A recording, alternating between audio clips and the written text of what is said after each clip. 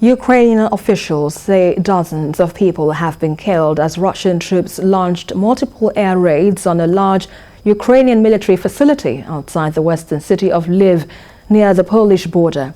In what appeared to be the westernmost attack since Moscow launched its invasion, Ukraine says up to 30 Russian missiles were fired at a military training base with at least 35 people killed and hundreds more injured.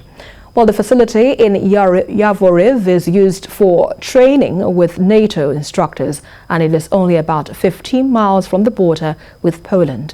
In the wake of the attack on western Ukraine, White House National Security Advisor Jake Sullivan on Sunday says the United States will, quote, defend every inch of NATO territory, end quote.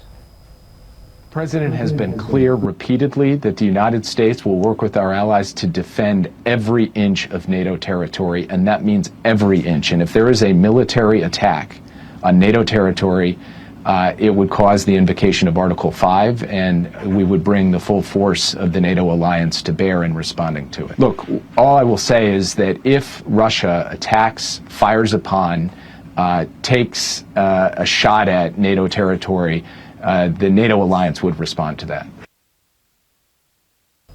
Meanwhile, Ukrainian police say a U.S. journalist working in Ukraine has been shot dead in the town of Irpin outside Kyiv.